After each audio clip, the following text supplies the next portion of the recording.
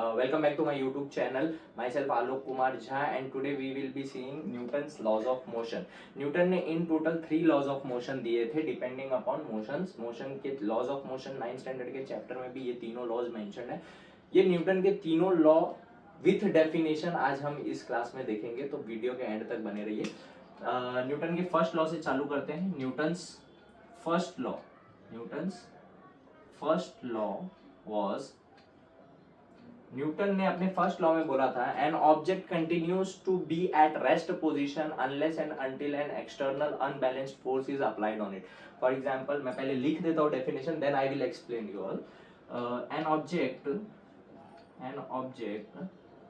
continues to be on its rest position until and unless an external unbalanced force is applied on it. According to Newton's first law of motion, Newton ने क्या बोला है? An object continues to be at rest.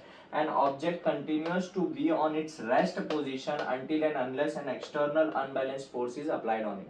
For example, Newton बोलना चाहते हैं एक object है, एक ऑब्जेक्ट अपने रेस्ट पोजीशन पे रहता है. रेस्ट मतलब स्टेबल, आराम वाले पोजीशन पे रहता है तब तक जब तक उस पे कोई एक्सटर्नल अनबैलेंस्ड फोर्स अप्लाई नहीं होती.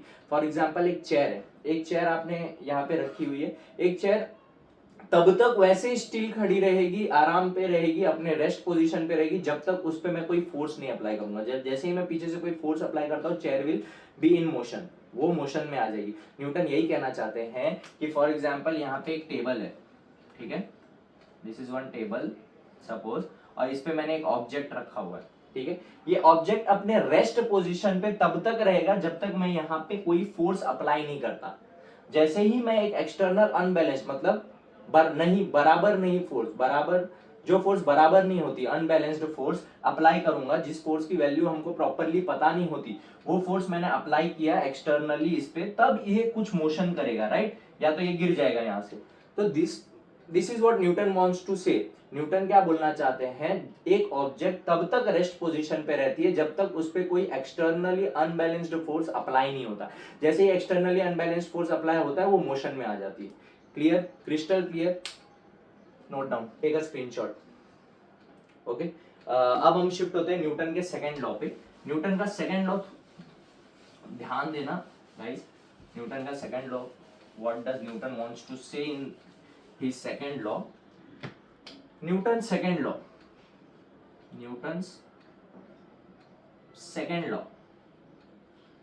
In Newton's second law, first I will write definition, then we will discuss. ठीक है?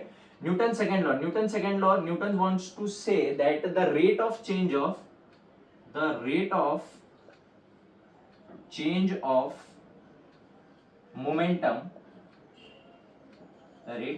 momentum is directly proportional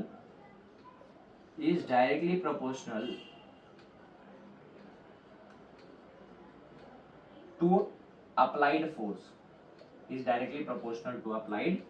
force. अब न्यूटन इसमें क्या बोलना चाहते हैं? The rate of change of momentum is directly proportional to applied force. अब ये जानने से पहले हमको समझना पड़ेगा what is momentum, right.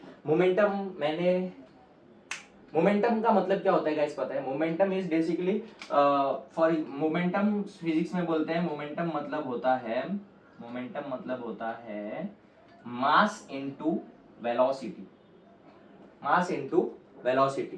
Momentum का बेसिक मतलब है मास इनटू वेलोसिटी, ठीक है. अब यहाँ पे हमको चेंज ऑफ मोमेंटम बोला है, जैसे एक्सीलरेशन में पिछले लेक्चर में हमको बोला था चेंज ऑफ वेलोसिटी. तो what we have done is final velocity minus initial velocity. यहाँ पे बोला है चेंज ऑफ मोमेंटम, तो what we will do final momentum minus initial momentum, ठीक है. तो चेंज ऑफ मोमेंटम हम क्या करेंगे? Change of momentum we will B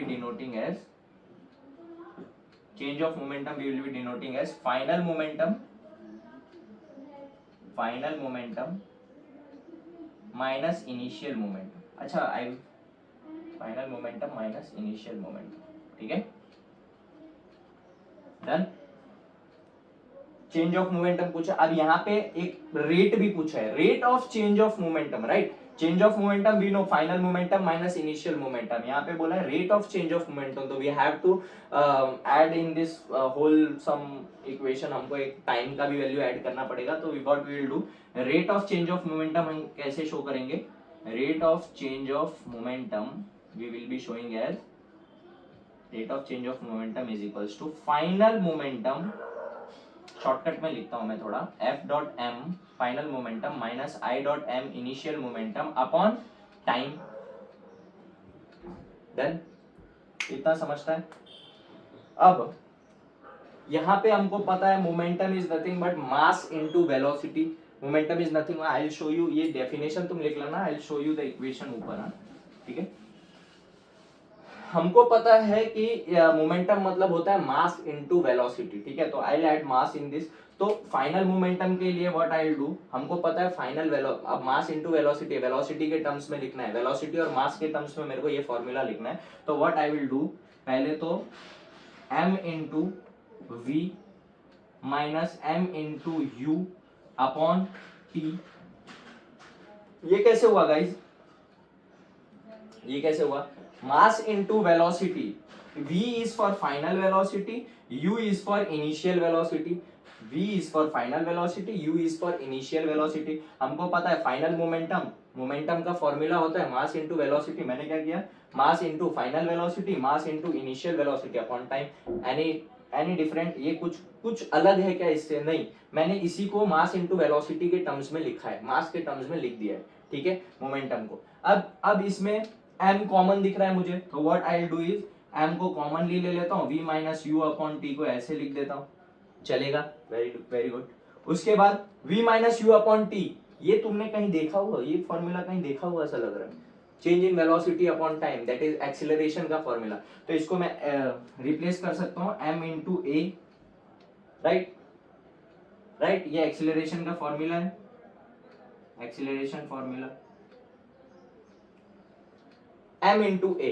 अब यहां पे हमको वो न्यूटन ने जो स्टेटमेंट दी थी, that is rate of change of momentum is directly proportional to applied force, तो applied force is what, applied force we can take applied force as F, तो Newton is saying F is directly proportional to rate of change of momentum, जो कि हमको आया ma, ठीक है, rate of change of momentum आया ma। I continue here, मैं यहाँ पे कंटिन्यू कर रहा हूँ, F is directly proportional to ma, ठीक है।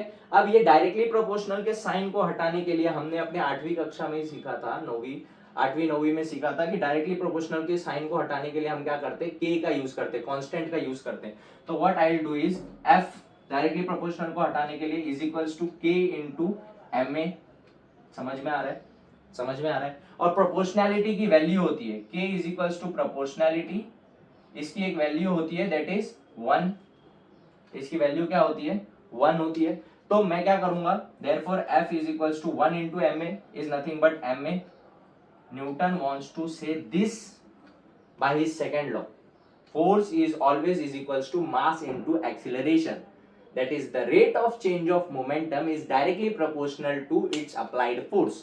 एम आई क्लियर, समझ में आ रहा है। अभी मैं इसमें तुमको एक एग्जांपल से समझाता हूँ। फॉर एग्जांपल हम लोग मार्केटिंग करने गए, ठीक है, मॉल गए, ठीक है, मॉल में हमने ट्रॉली ली, खाली ट्रॉली पहले लेते, अब वो खाली ट्रॉली को उसका मास कम रहता है तो उसको पुश करना बहुत इजी होता है, उस पर कम फोर्स अप्लाई होता है, राइट। जैसे जैसे शॉपिंग कर लिया, शॉपिंग करते वक्त, शॉपिंग करने के बाद तुम बिलिंग के लिए आए, बिलिंग के लिए आए, तुम्हारा पूरा ट्रॉली भर गया, राइट, तुम्हारा ट्रॉली भर गया, उसमें उसको तुमको पुश करने के लिए बहुत ज्यादा फोर्स लगाना पड़ रहा है, राइट। तो वही बोलना चाह रहे न्यूटन कि जितना ज्यादा मास उतना ज्यादा फोर्स, जितना कम मास उतना कम फोर्स, जितना ज्यादा फोर्स उतना एक्सीलरेशन, तो मास, वो क्या बोलना चाह रहे हैं, force is always directly proportional to mass into acceleration, समझ में आ रहा है। सपोज मैंने कार को पुश किया, एक कार को मैं पुश करने जा रहा हूं, तो कार और ट्रक का कंपैरिजन है, कार को मैं अगर पुश कर रहा हूं उसमें कम फोर्स लगेगा, राइट, ट्रक को पुश करने जाऊंगा उसमें ज्यादा फोर्स लगेगा, क्यों, क्योंकि कार का मास कम है, ट्रक का मास ज्यादा है, एम आई क्लियर? समझ में आ रहा है? यही बोलना चाह रहे हैं वो सेकेंड लॉ ऑफ मोशन से, that is the rate of change of momentum is directly proportional to its applied force. Am I clear? This is the equation जो हम यूज करते हैं सेकेंड लॉ में, force is equals to mass into acceleration. Done. So now we will jump to Newton's third law. Third law बहुत easy है, third law बहुत easy है Newton का, जो कि मैं बहुत अच्छे एक एग्जांपल से तुमको समझाता हूँ भाई। न्यूटन का थर्ड लॉ क्या बोलना चाहता है? Newton's third law, Newton's third law is all about Newton's third law. Newton अपने थर्ड लॉ से क्या बोलना चाह रहे हैं? Every action has it's equal and opposite reaction. Every action has its equal and opposite reaction. Newton wants to say every action has its equal and opposite reaction. For example, एक fun fact example लेता हूँ तुम्हारे साथ। तुम्हारे class में एक innocent guy है, बहुत प्यारा बच्चा है, किसी को कुछ बोलता नहीं है। सपोज मैं एक गुंडा हूँ, मैं गया उसको जाके एक झापड़ मार दिया, बिन मतलब का मैंने उसको एक झापड़ मार दिया, तो वो क्या, वो सह के लेगा क्या?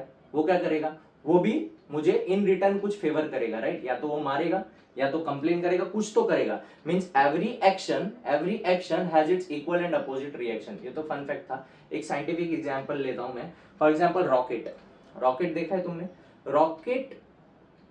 जब रॉकेट को लॉन्च करते हैं तो rocket gives us a force, backward force कुछ तो देता है वो। तो backward force is every action, जैसे ही वो कोई कुछ एक्शन कर रहा है, every action has is equal and opposite reaction.